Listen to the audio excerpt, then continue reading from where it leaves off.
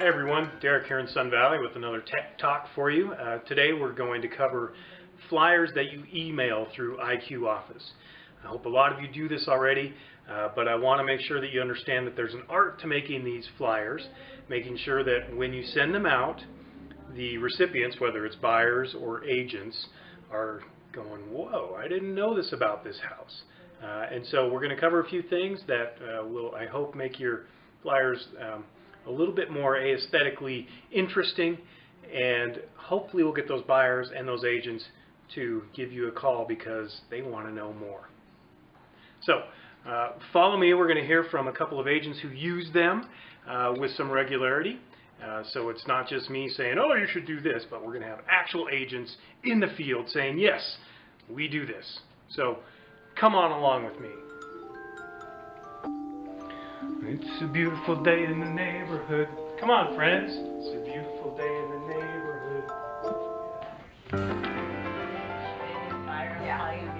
Well, I think the IQ Office flyers that you can email to all of your contacts or all of the realtors in our area to let them know about either a new listing you have or an open house you have is a great feature because it sends them an email with pictures of the property, and it's a little bit more inviting than the standard email that you send through Flex.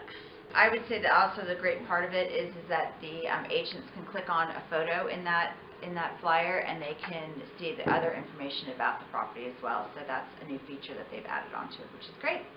I send it to all of my contacts because even if they're not buying, they might know somebody who is, and will tell them about my open house. And this is really hard to do, right? Oh, super difficult. It'll probably take Even you weeks to I master. think Deb Severs can do it, so I think we are all on board. Whoa! Deb. Sorry, I got knocked over there.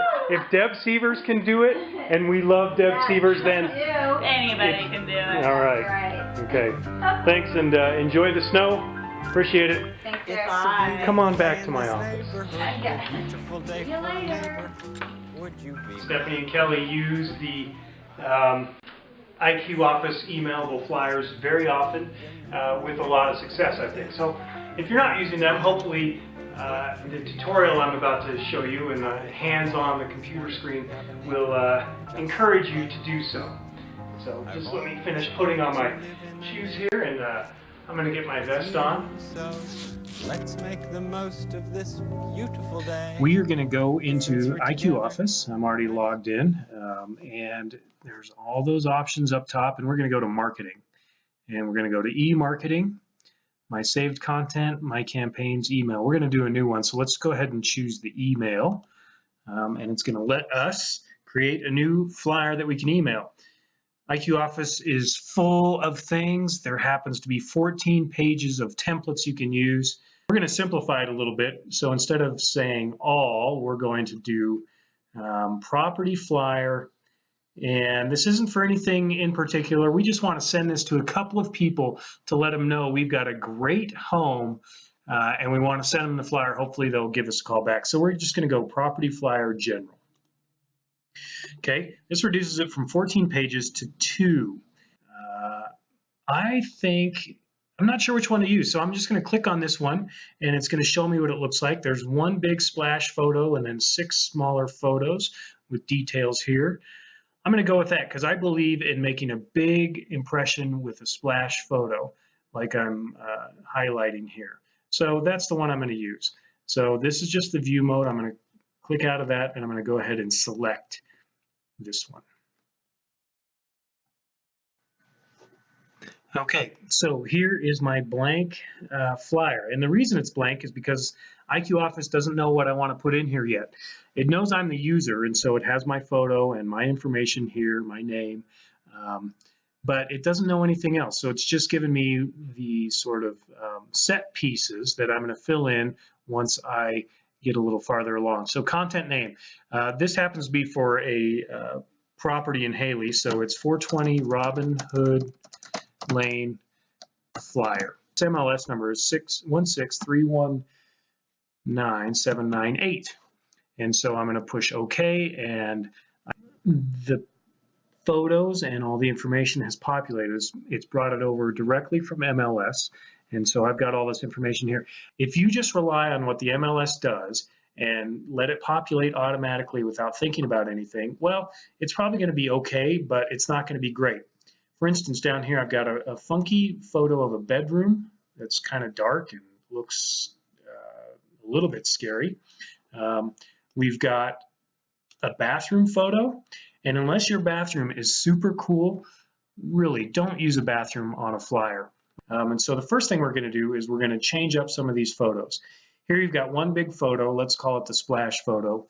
My recommendation is this should be the best, most interesting and distinct shot of the listing you have. Doesn't always have to be the living room, doesn't always have to be an exterior, but if I'm looking at this photo here, am I saying, wow, that's pretty cool, now I want to know more. I love the walkway, and the house is a little bit hidden, which makes me want to know more. So I think this is a great splash photo, so we're going to leave it be. Then we go to the living room photo, which is fine by me, so we can cancel that. Next one over is the kitchen, and that looks fine, so we can cancel. And cancel doesn't mean it's going to go away. It just means I don't need to do anything to it. Next is this bedroom, which I really don't like. So I'm going to go up here to property photos, and this is where the rest of the photos from the MLS listing live. Okay, I've used this one, and this one. Basically, MLS picks the first 6 photos for this flyer, and the first 7 photos, and puts them in there. That's not what I want. I want this dining room to be the next photo. So I drag it into there. I want to crop it a little bit so it's a little more centered. Get rid of a little bit of ceiling. Okay. Actually, I'm going to put that ceiling back in because it gives it some depth.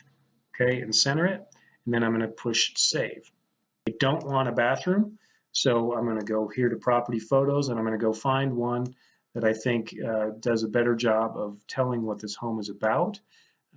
You know what? I like this photo because it's a sitting room. It's got light, nice light.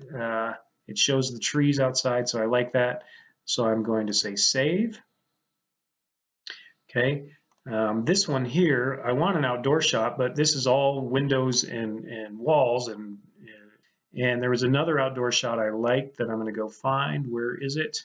Right here. This one gives me a little bit more sense of what I get out the back door, and I like that. There's picnic area, there's benches, there's trees. Okay, so I like that, so I'm going to push save.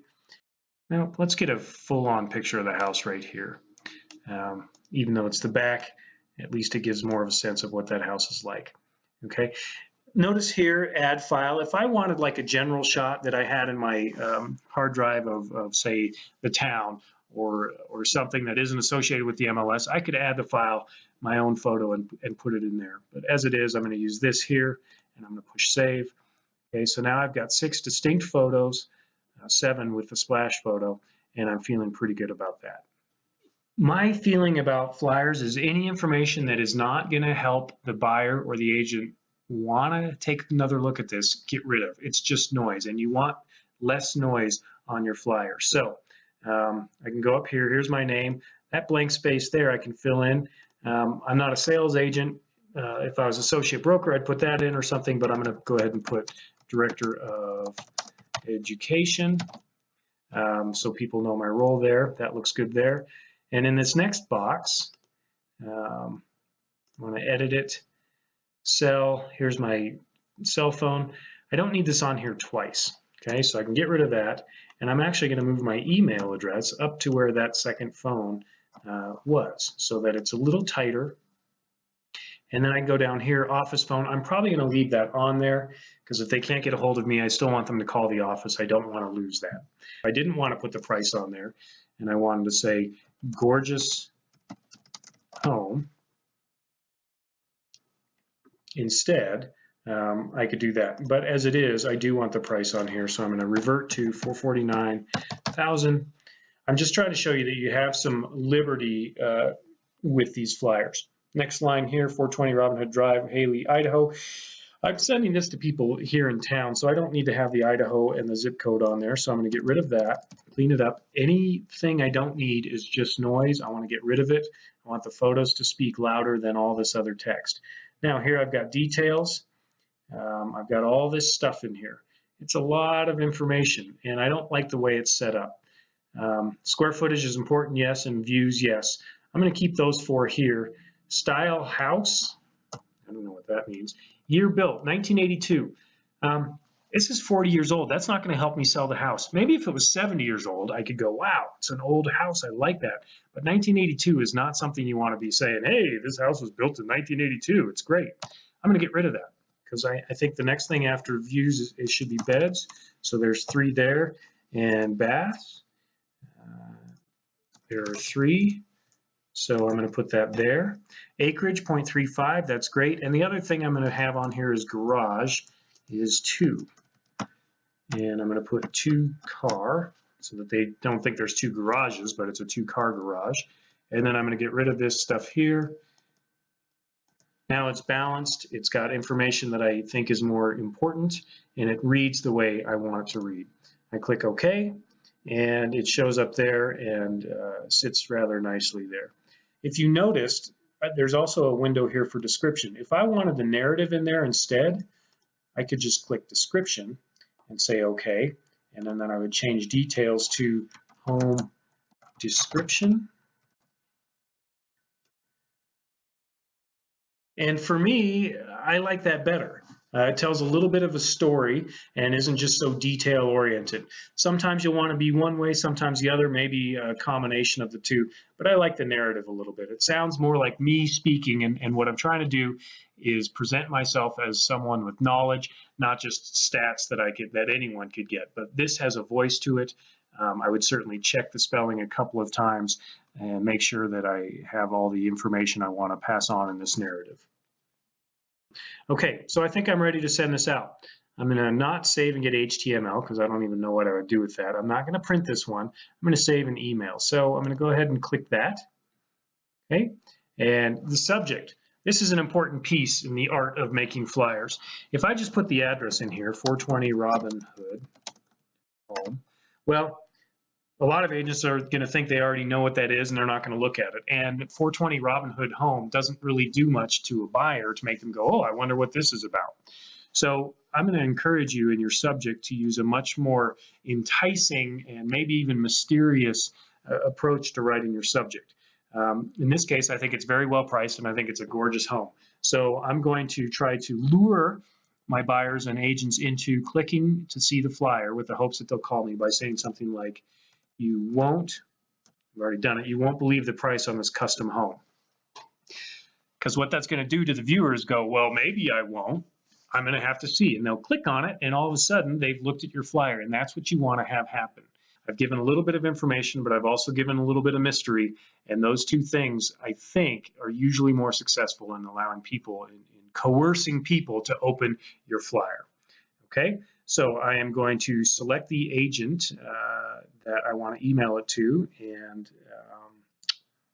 let's see, available agents, I can search. I'm going to email it to myself. Svenningson, search. Okay, there I am. I'm going to click myself, and I'm going to add to selected, and I am going to go ahead and say finish, and I'm going to say finish again. This tells me who it's going to, okay? And I'm going to say finish. And here I am in my email, and it's to me, you won't believe the price on this custom home. Here we have my flyer. It's in the email. I don't have to open an attachment. It sits right there. If I click on a photo, this is great. It goes to the listing on the cbdistinctive.com page. But here's all the information about this listing. So it really does a nice job of not only giving me the flyer, but also allowing me to go easily to the website to get more information about the home. Hope you've enjoyed this. Always remember that the more you know, the more you sell. And look forward to hearing from you about any struggles you might be having with this or any thoughts you have for future tech talks. I'm always available. This has been Derek up at Sun Valley. Hope you're having a great start to February. Thanks.